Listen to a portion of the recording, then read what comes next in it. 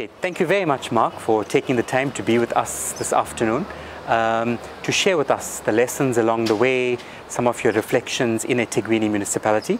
This is very important as part of Miles' knowledge management mandate to preserve the institutional memory of eThekwini Municipality. Just to get the ball rolling, we thought you'd share with us the very first time that you joined eThekwini Municipality, how long ago that was, and a little bit about yourself and some background. The journey to eThekwini is somewhat unique because it's not common for somebody outside of eThekwini to come into the service. Normally one progresses through the ranks and you progress and you end up as either the chief officer or an assistant chief. I was working for Sasol 3 at the time as the head of safety and fire control, and I bumped into Mr. Steve Smith. And we developed some form of relationship, and he was particularly interested in foam application given the risk that we have in Durban, and of course that was our strength at Sasol. And an advert came up for an assistant chief in Durban City Council responsible for training and fire safety, or fire prevention as it was known in those days, and I applied, and my application was apparently successful, and then I was told that there was a grievance, which to me was very strange because I'd never heard of a grievance procedure. And in any event, the grievance went in my favor, and I was appointed as an assistant chief officer responsible for fire prevention and training. That was 1987. At the time, in fact, my first day was the day that the floods hit Durban.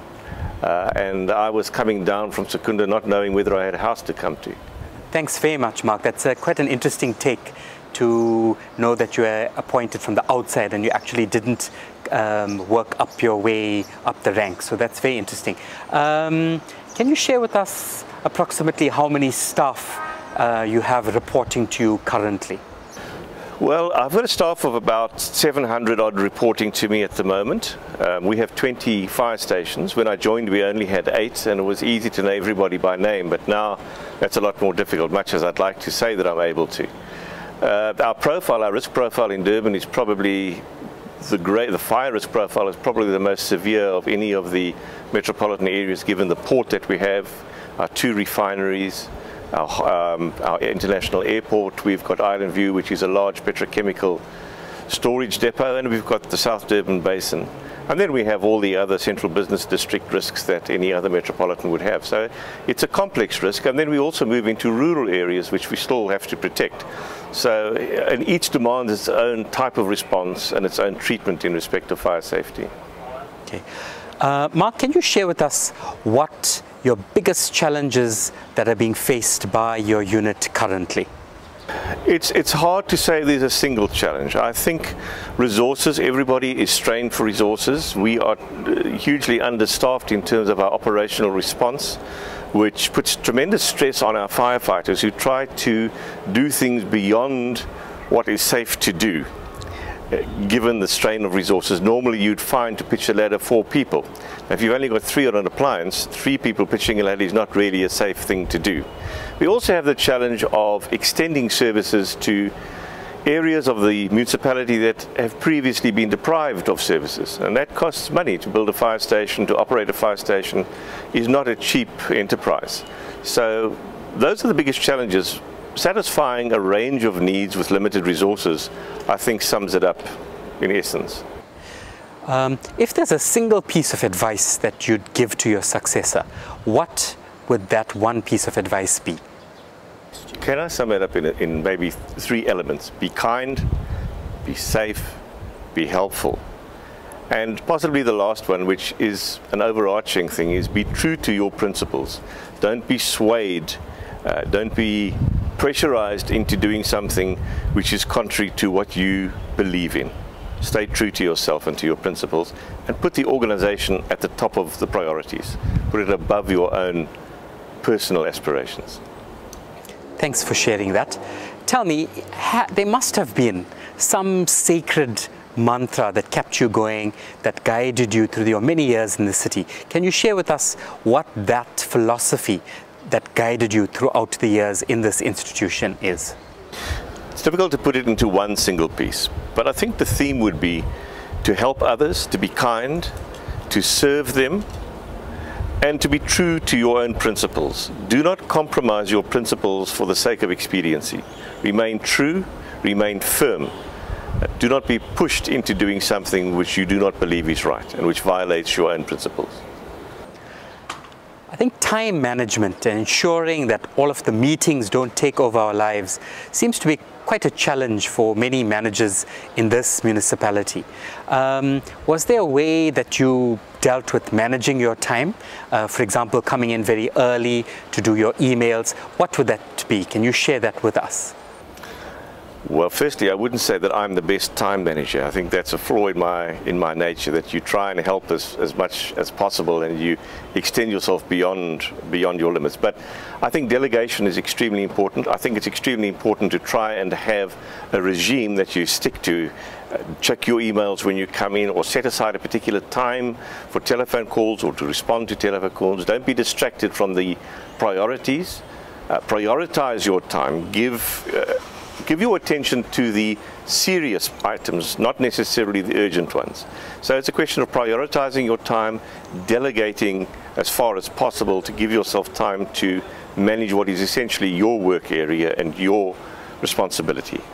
And it's one of the issues that officials really grapple with, and it's about how we're managing with the pressure of dealing with politics and City Hall.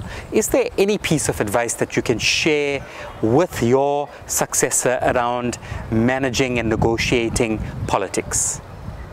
Well, there's the humorous aspect that we in the municipality cut red tape, but we cut it lengthways, we don't cut it across.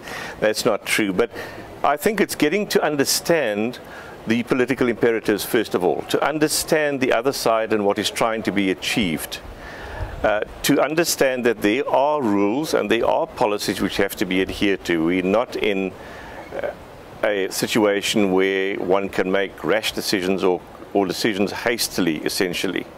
So first of all, understand what is trying to be achieved and try and align yourself to that. But most of all, remain true to yourself. Many is the time that I might have left a meeting feeling frustrated, but at the end of the day, one has to realize that that's part of the territory. It goes with the job, it's part of the job, and very often it stems from a lack of understanding of what our enterprise is there to do. And I think it's our role as managers to sell and to explain in detail, rationally and logically, why we exist and why we function the way we do. And I think once that understanding is gotten across, it makes life at, quote, City Hall, unquote, much easier. Thank you, that's incredible. Can you share with us a little bit about how you related to the labor unions?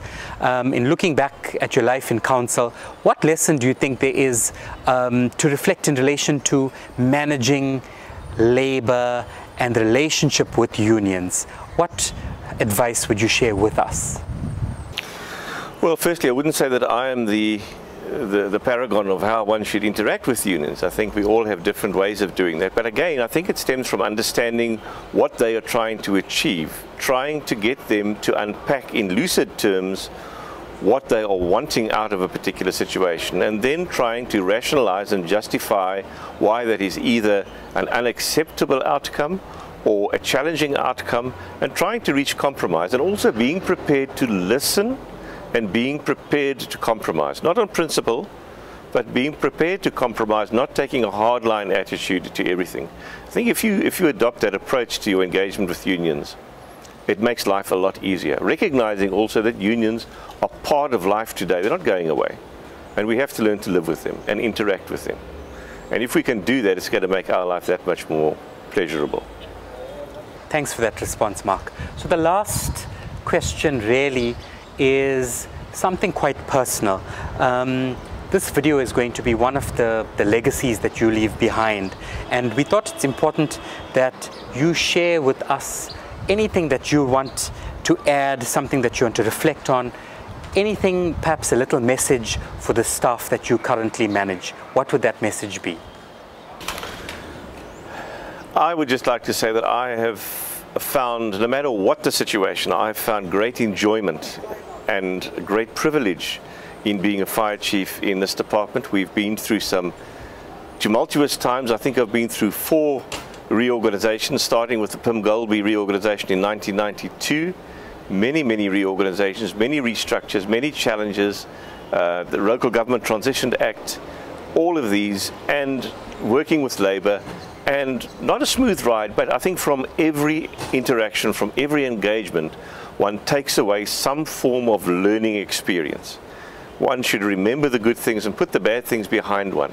And no matter what the engagement, yes, we've had challenges, we've had shouting matches at times, but one takes that experience and reflects on it and says, what could I have done better? Why did that get to that particular point that it reached? How would I deal with that differently? And every engagement, every person who we might have had challenges with in the past has been a learning experience to me, and I value that learning experience. I think that's extremely important to me. I've loved working here. It's been a great challenge. It's been a privilege for me.